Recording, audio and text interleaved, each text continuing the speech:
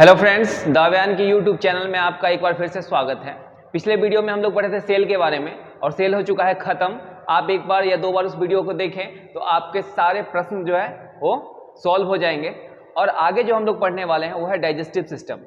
और digestive system से exam में क्वेश्चन बहुत सारे पूछे जाते हैं और ये सिर्फ एग्जाम के लिए नहीं, हमारे निजी जिंदगी में भी बहुत आवश्यक है और डाइजेस्टिव सिस्टम के बारे में जानना कि हम जो खाना खाते हैं उसका पाचन कैसे होता है, हमारा खाना कहाँ कहाँ से होकर गुजरता है और कौन कौन सा ग्लैंड इंपॉर्टेंट है जो उसको पाचन में सहायता करता है। ठीक है, तो हम लोग शुरू करते हैं डाइजेस्टिव सिस्टम को। और उसमें जो पहली बात है वो हम देखते हैं दांत के बारे में। क्यों? क्योंकि हमारा जो डाइजेशन होता है वो शुरू होता है मुंह से। ठीक है, और हम जो खाना खाते हैं उसको ग्राइंड करने का, उसको चबाने का काम दांत करता है। तो हम लोग देख लें कि दांत कितने प्रकार के होते हैं। ठीक है, तो अगर हम दांत की बात करें तो दांत चार प्रकार के होते हैं। पहला जो होता है उसको बोलते हैं इंसीजर, जिसको बोलते हैं कृंतक। ठीक है, दूसरा जो है होता है कैनाइन। ठीक है, तीसरा जो है उसको बोलते हैं हम लोग प्रीमोलर और चौथा है उसको बोलते हैं हम लोग मोलर। हम लोग इंग्लिश में ही याद रखें वो ज्यादा बेहतर है क्योंकि हिंदी थोड़ा ज्यादा डिफिकल्ट है इसका याद करना। ठीक है, इसको ऐसे हिंदी में बोलते हैं रदनक, इसको बोलते हैं प्रीमोलर को अग्रचवर्णक और मोलर को बोलते हैं चवर्णक। ठीक है, अब देखते हैं कि इंसीजर क्या होता है, कैनाइन क्या होता है, प्रीमोलर और मोलर होता क्या है और इसका फंक्शन क्या है। ठीक है, तो मेरा जो दांत होता है उसका जो अगला हिस्सा होता है, जो चार होते हैं, ठीक है, ये निचला पार्ट है। ठीक है, और इसके ऊपर पार्ट में भी समान दांत होता है। तो हम लोग नीचे वाला पार्ट अगर समझ लें तो खुद ब खुद हमें समझ में आ जाएगा कि ऊपर वाले पार्ट में कौन कौन से इंसीजर, कैनाइन, प्रीमोलर और मोलर है। ठीक है, तो ये जो चार नीचे वाला होता है जो काटने के काम में आता है, क्या करने के? काटने के काम में आता है, उसे हम लोग बोलते हैं इंसीजर। यानी क्या है? यह है इंसीजर। ठीक है, उसके बाद एक नुकीला दांत होता है, राक्षस टाइप।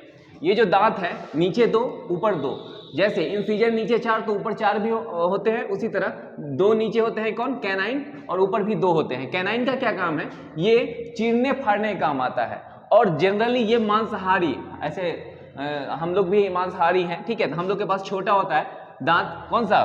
कैनाइन। बट अगर हम लोग शेर की बात करें, चीता की बात करें तो उसके पास ये लंबा दांत होता है कैनाइन, इसे बोलते हैं कैनाइन। उसके बाद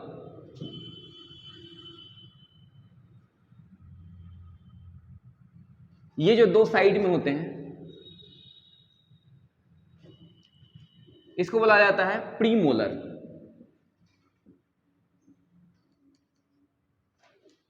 प्रीमोलर क्या काम करता है? ये चबाने में सहायता करता है, ये भोजन को चबाने में सहायता करते हैं। इसका संख्या है चार। ठीक है, नीचे चार तो ऊपर भी चार। ठीक है, इसका मतलब इंसीजर का टोटल संख्या कितना हो गया? 8। चार नीचे चार ऊपर। प्रीमोलर कितना हो गया? 4 4 8। और कैनाइन का संख्या 2 नीचे 2 ऊपर, तो कितना हो गया? 4। यानी 8 प्रीमोलर हो गए, 8 इंसीजर हो गए, कैनाइन की संख्या 4। उसके बाद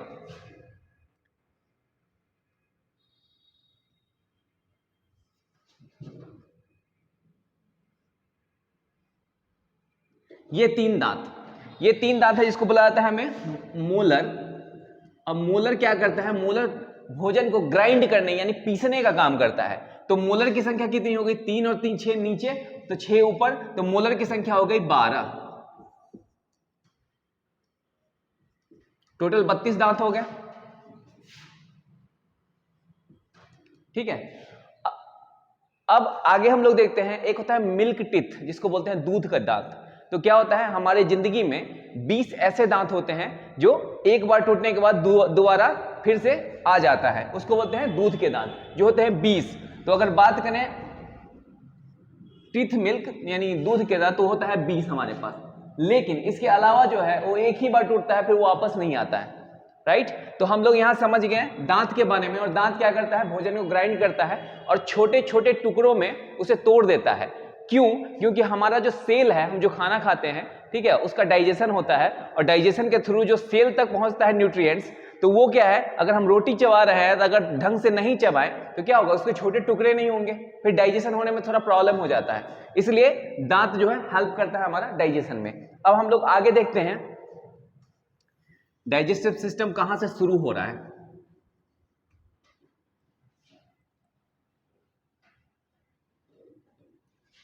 तो डाइजेशन का काम हमारे मुंह से शुरू होता है।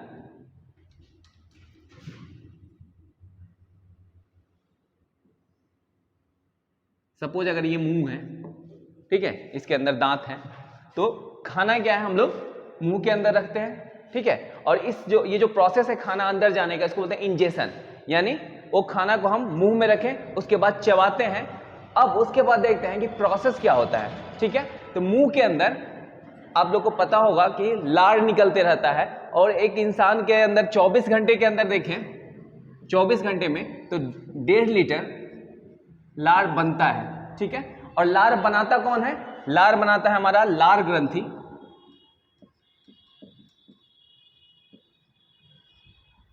ठीक है। लार बनाने का काम कौन करता है? लार ग्रंथि। और इसकी संख्या कितनी होती है? लार ग्रंथि होते हैं टोटल 3, और तीनों से मिलकर के 1.5 लीटर बनता है। अब देखते हैं कि ये काम क्या करता है। तो लार में हमारा एक एंजाइम होता है जिसे बोलते हैं लाइसोजाइम,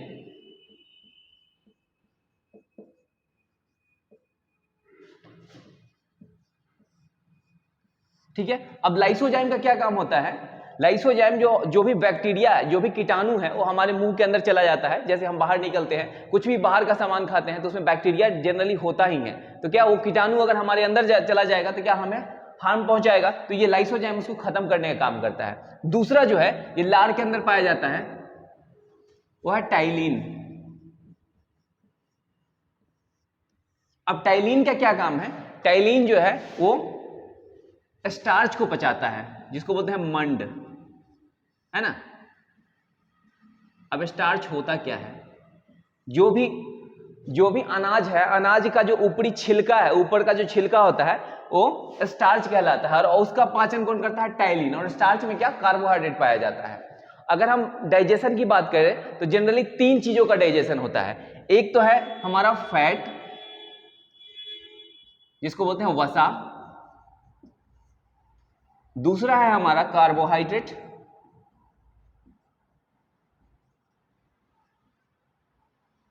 और तीसरा है हमारा प्रोटीन। तो ये 3 ही चीज ऐसा है जो जटिल है, जिसको डाइजेशन की आवश्यकता होती है। बाद बाकी जितने भी न्यूट्रिएंट्स हैं वो डायरेक्ट ऑब्जॉर्ब किए जाते हैं, ठीक है, और वो अवशोषण कर लिया जाता है। लेकिन इस तीनों का क्या है, ये कॉम्प्लेक्स फॉर्म में होता है, और इसका डाइजेशन कराना पड़ता है by the help of glands. हमारे बॉडी के अंदर बहुत सारे ग्लैंड्स हैं जो हेल्प करता है हमारे भोजन को डाइजेस्ट करने के लिए।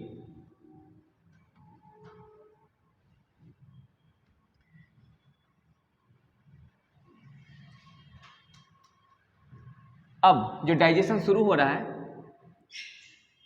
ठीक है, उसका जो पहला पार्ट है वो है मुख गुहा, जिसको बोलते हैं ओरल कैविटी। इसको वकल कैविटी भी कहा जाता है, ठीक है। अब मुख गुहा में क्या होता है? हम लोगों ने अभी देखा कि इससे क्या निकलता है? टाइलिन लार निकलता है। इसमें क्या पाया जाता है? टाइलिन पाया जाता है, जो क्या करता है? डाइजेशन करता है कार्बोहाइड्रेट का, ठीक है। उसके बाद ये खाना फूड पाइप के थ्रू, यह है फूड पाइप,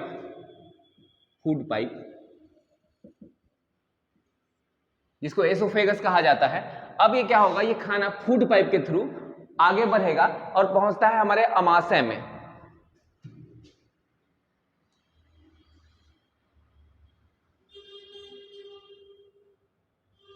यह है हमारा अमाशय। ये फूड पाइप की लंबाई जो है 25 सेंटीमीटर होती है,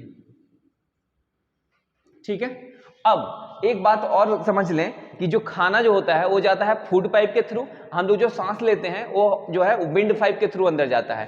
तो फूड पाइप और विंड पाइप के बीच ज्यादा डिफरेंस नहीं होता है। अगर एक फिगर बना लें तो देखें, अगर ये मुंह इधर बना लेते हैं, अगर ये मुंह से खाना जा रहा है तो यहां होता है, यानी सबसे आगे होता है, ये होता है विंड पाइप,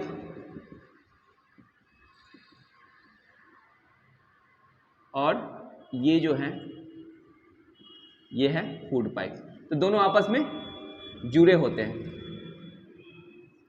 लेकिन यहां पे एक स्विच लगा होता है, एक स्विच लगा है कि खाना जैसे ही आएगा तो फूड पाइप, ये विंड पाइप में ना जा करके इसमें फूड पाइप में जाए। जैसे ही यहाँ आता है ये स्विच नीचे की ओर गिरता है और ये खाना चला जाता है हमारा फूड पाइप में। अब फूड पाइप के थ्रू ये पहुंचता है हमारा अमाशय में। अब आगे देखते हैं कि अमाशय में क्या प्रोसेस होता है, खाना का डाइजेशन कैसे होता है। तो अमाशय हमारे 3 भागों में बटा होता है।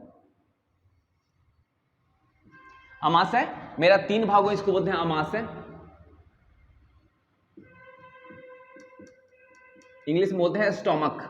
ठीक है, ये 3 भागों में बटा हुआ है। इस जो ऊपरी परत है, ऊपरी भाग है, इसको बोलते हैं कार्डियक। कार्डियक, कार्डियक इसलिए इसका नाम पड़ा क्योंकि इसके जस्ट ऊपर जो है हार्ट होता है। ठीक है, और हार्ट का जो डॉक्टर होता है उसको कार्डियोलॉजिस्ट बोला जाता है। उसके बाद यहां से निकलता है एक एंजाइम HCl, हाइड्रोक्लोरिक एसिड। एक एसिड निकल रहा है और एसिड क्या करता है, भोजन को तोड़ता है, साथ में जो यहां ऊपर से बैक्टीरिया आ रहा है उसको मारने का काम करता है। कौन? HCl। ठीक है, और ये किस पार्ट में हो रहा है? कार्डियक पार्ट में। उसके बाद जो दूसरा है, इस पार्ट को बोला जाता है फंडिक, और ये जो कांटेनुमा संरचना है इसको बोला जाता है रुजि।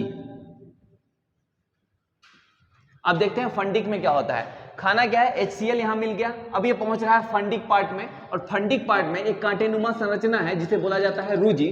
अब ये करता क्या है, ये खाना को स्टे यानी खाना को रोक कर रखता है। यहाँ खाना रोक कर रखेगा, अगर कांटेनुमा संरचना नहीं होता तो खाना आगे की ओर बढ़ जाता, और इसमें लगभग 3.5 से 4 घंटे तक खाना होता है हमारे स्टोमक में। तो ये रोक के करता है और फिर डाइजेशन शुरू होता है। नेक्स्ट हम लोग पढ़ते हैं जो पार्ट है, इसको बोलते हैं पाइलोडिक।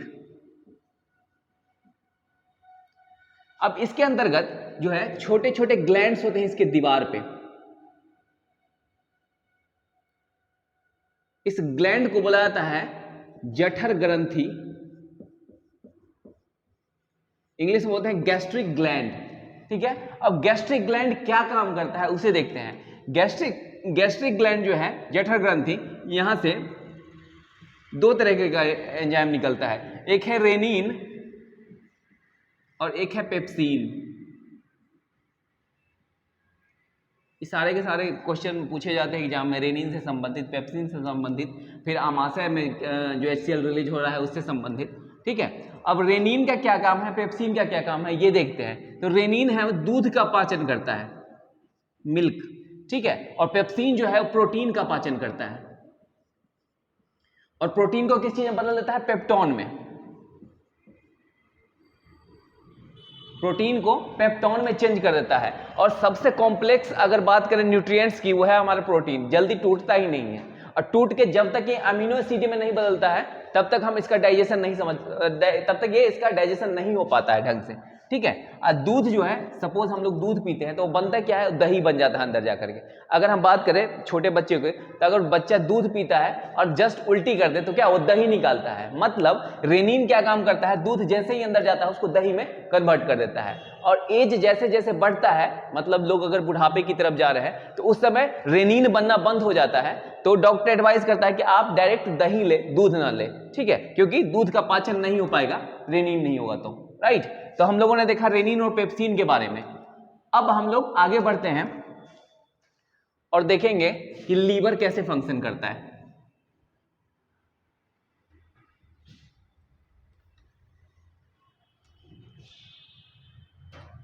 यहां पे बना होता है लीवर, ये ट्रायंगुलर शेप का होता है। ठीक है,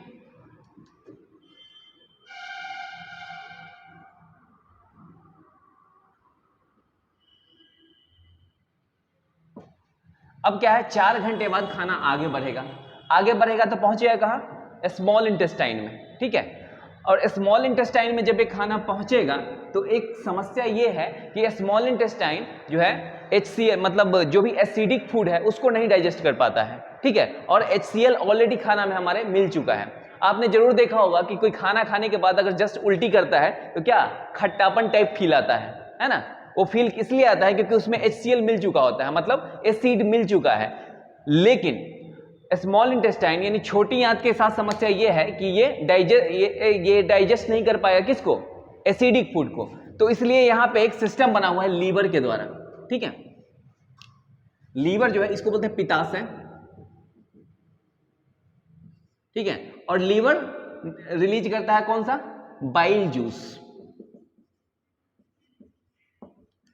और ये बाइल जूस जो है ये एसिडिक फूड जो आ रहा है उसको बेसिक बना देता है, यानी बेसिक नेचर का बनाया जाता है, मतलब अब ये एसिडिक नहीं रहा।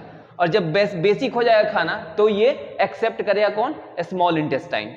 स्मॉल इंटेस्टाइन तभी एक्सेप्ट करता है जब वो नॉर्मल हो, मतलब एसिडिक ना हो, एसिड को डाइजेस्ट नहीं करेगा, राइट। उसके बाद फिर आगे हम लोग देखते हैं।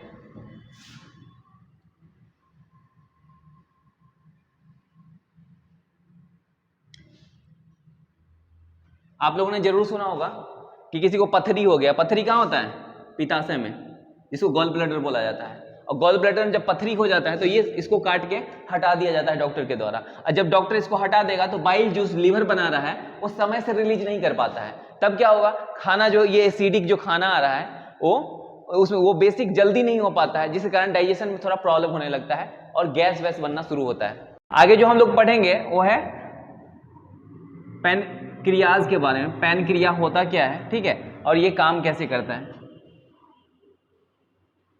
यह पैनक्रियाज,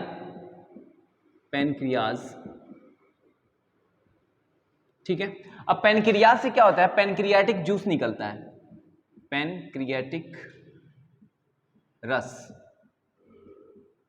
पैनक्रियाज से निकलता है। अब इस पैनक्रियाटिक रस में है वो 3 तरह के एंजाइम पाए जाते हैं। पहला है एमाइलेज, दूसरा है ट्रिप्सिन और तीसरा है लाइपेज, ठीक है। और एमाइलेज क्या करता है, एमाइलेज कार्बोहाइड्रेट को डाइजेस्ट करता है,